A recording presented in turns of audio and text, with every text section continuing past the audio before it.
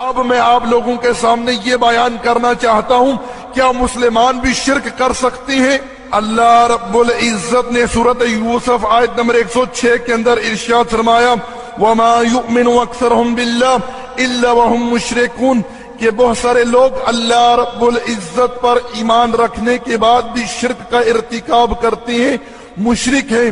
اسی طرح صحیح بخاری کے اندر حدیث ہے، اللہ کے رسول صلی اللہ علیہ وسلم نے ارشاد فرمایا تھا لَتَتَّبِعُنَّ سُنَنَ مَنْ كَانَ قَبْلَكُمْ کہ تم اپنے پہلوں کے نقش قدم پر چلو گے، جس طرح اقوام سابقہ قبر پرستی کے شرک میں مبتلا تھیں، اسی طرح آج مسلمانوں کے اندر بھی کچھ لوگ ہیں جو صالحین کی قبروں کی عبادت کر رہے ہیں، لیکن مسلمان ان باتوں کو شرک نہیں سمجھتے۔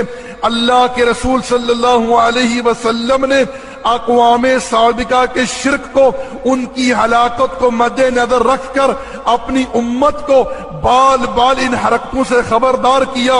ارشاد فرمایا تم قبروں کو سجدہ گاہ نہ بنانا، انی انہاکم عن ذالک میں تمہیں ایسا کرنے سے منع کرتا ہوں۔ میرے بھائیوں، اللہ کے رسول صلی اللہ علیہ وسلم نے ابتدا اسلام میں اپنے صحابہ کرام کو قبروں کی زیارت سے روک دیا، کیونکہ جو پہلے شرک کا سبب بنی وہ قبریں ہی تھی۔ اسی بنا پر اللہ کے رسول صلی اللہ علیہ وسلم نے اپنے صحابہ کرام کو قبروں کی زیارت سے روک دیا، لیکن پھر جب ان کی اسلامی تربیت فرمائی، ایمان ان کے اندر پختہ ہوا، تو پھر قبروں کی زیارت کے لیے اجازت دے دی تاکہ وہاں جا کر آخرت کی یاد آئے۔ پیارے بھائیوں، حدیث کے اندر جس قبرستان کی زیارت کے لیے اجازت دی گئی ہے وہ ہمارے گاؤں کا، ہمارے محلے کا، ہمارے شہر کا مقامی قبرستان ہے۔ ہم وہاں جائیں، جا کر قبروں کی زیارت کریں تاکہ ہمیں آخرت کی یاد آئے۔ اس کے برعکس جو لوگ بڑے بڑے آستانوں کی طرف، درگاہوں کی طرف، مزاروں کی طرف سفر کا سامان باندھ کر ثواب کی نیت سے ہجرت کر کے جاتے ہیں، ایسے لوگ اللہ کے رسول صلی اللہ علیہ وسلم کے حکم کی نافرمانی کرتے ہیں، کیونکہ صحیح مسلم کے اندر حدیث ہے، کتاب الحج میں حدیث کا نمبر ہے 827، اللہ کے رسول صلی اللہ علیہ وسلم نے ارشاد فرمایا لا تشد الرحال الا الى 3 مساجد المسجد الحرام ومسجد هذا ومسجد الاقصى۔ اللہ کے رسول صلی اللہ علیہ وسلم نے اپنی امت کو منع کیا ہے کہ مسجد الحرام، مسجد نبوی اور مسجد الاقصی، ان 3 مساجد کے علاوہ کسی اور مقام کی طرف سفر کا سامان باندھ کر ثواب کی نیت سے ہجرت نہ کی جائے۔ تو میرے بھائیوں، کیا پتہ چلا؟ حدیث کے اندر جس قبرستان کی زیارت کے لیے اجازت دی گئی ہے وہ ہمارے شہر کا، ہمارے گاؤں کا، ہمارے محلے کا مقامی قبرستان ہے۔ ہم وہاں جائیں، جا کر قبروں کی زیارت کریں تاکہ ہمیں آخرت کی یاد آئے۔ لیکن جن قبروں کے ارد گرد قوالیاں ہو رہی ہیں، جہاں ہجڑے ناچ رہے ہیں، جہاں عورتیں بے پردہ گھوم رہی ہیں، کیا وہاں آخرت کی یاد آ سکتی ہے؟ اے مسلمانوں، یہ بات ہمیں تسلیم کرنا پڑے گی کہ آج دین اسلام کی جتنی رسوائی، جتنی توہین ان آستانوں پر، درگاہوں پر، مزاروں پر ہو رہی ہے، شاید یہ غیر مسلموں کے مندروں، گرجوں اور گردواروں پر اسلام کی ایسی توہین نہ ہوتی ہو۔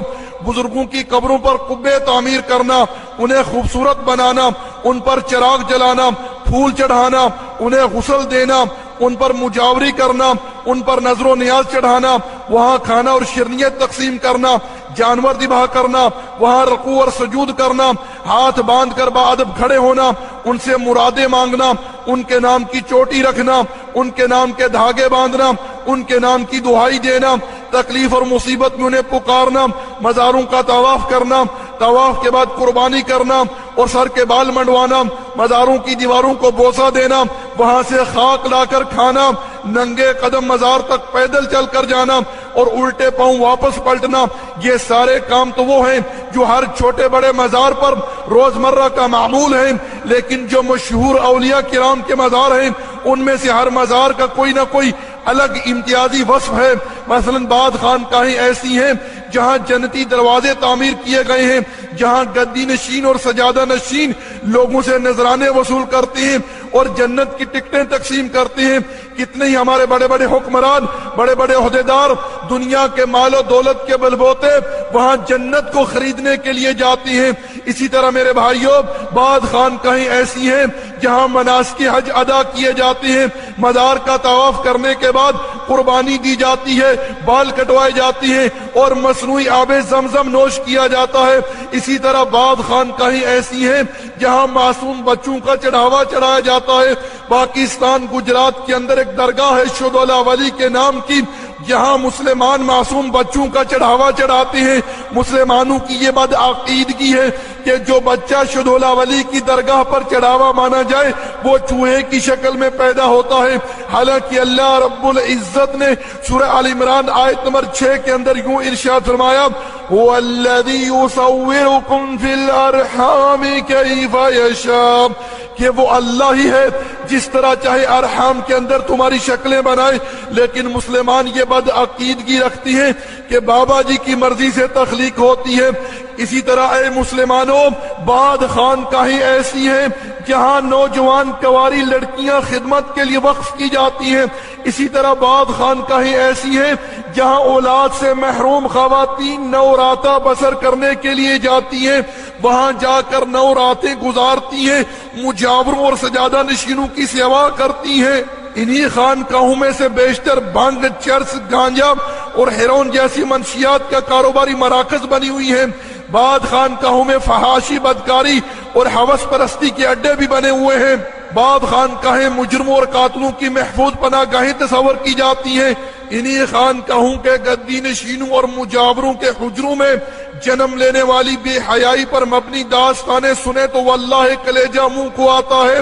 انہی خانقاہوں پر منعقد ہونے والے سالانہ عرسوں میں مردوں اور عورتوں کا کھلے عام اختلاط، عشقی اور شرکیہ مضامین پر مشتمل قوالیاں، ڈھول ڈمکے کے ساتھ نوجوان ملنگوں اور ملنگنیوں کی دھمالیں، کھلے بالوں کے ساتھ عورتوں کے رقص، طوائفوں کے مجرے، تھیٹر اور فلموں کے مظاہرے عام نظر آتی ہیں۔ انہی رنگ رلیوں کے باعث، انہی عیاشیوں کے باعث گلی گلی، محلے محلے، گاؤں گاؤں، شہر شہر نت نئے مزار تعمیر ہو رہے ہیں اور لوگ جوک در جوک آستانوں پر، درگاہوں پر، مزاروں پر جا رہے ہیں اور کھلی عام اللہ عز و جل کے ساتھ شرک کر رہے ہیں۔ لیکن مسلمان پھر بھی ان باتوں کو شرک نہیں سمجھتے۔ لا حول ولا قوت الا باللہ۔ اور جب کوئی قرآن حدیث کے ماننے والا ان مسلمانوں کو سمجھاتا ہے کہ بھائیو ان حرکتوں سے باز آ جاؤ، یہ شرک ہے، شرک جس کا ٹھکانہ جہنم ہے، تو یہ مسلمان اس کے دشمن بن جاتے ہیں، کہتے ہیں کہ تم وہابی ہو، تم بے دین ہو، تم مرتد ہو، تم انگریزوں کی ایجنٹ ہو، تم انبیاء اور صالحین کے گستاخ ہو، تمہیں ان سے محبت نہیں ہے، ہم ان سے محبت کرتی ہیں۔ یہ اللہ کے بڑے ہی پیارے ہیں، انہوں نے بڑی محنتیں کی ہیں، بڑے ہی لوگوں کو مسلمان کیا ہے، یہ بڑے ہی پہنچے ہوئے ہیں۔ ہماری ان کے آگے، ان کی اللہ کے آگے اللہ ہماری سنتا نہیں، ہم بڑے ہی گناہگار ہیں اور ان کی موڑتا نہیں۔ ہم اللہ کا قرب حاصل کرنے کے لیے، اللہ کی خوشنودی حاصل کرنے کے لیے، اللہ کے نزدیک جانے کے لیے ان کا وسیلہ بناتے ہیں، ان کو اللہ کے ہاں سفارشی ٹھہراتے ہیں۔ آسان لفظوں میں یوں کہتے ہیں کہ ہم اللہ رب العزت کے نزدیک جانے کے لیے ان کی سیڑھی لگاتے ہیں۔ معزز دوستو، اسلامی بھائیو، آپ لوگ پیچھے میری باتیں سن کر آئے ہو، میں نے آپ لوگوں کے سامنے کفار مکہ کا شرک بیان کیا ہے۔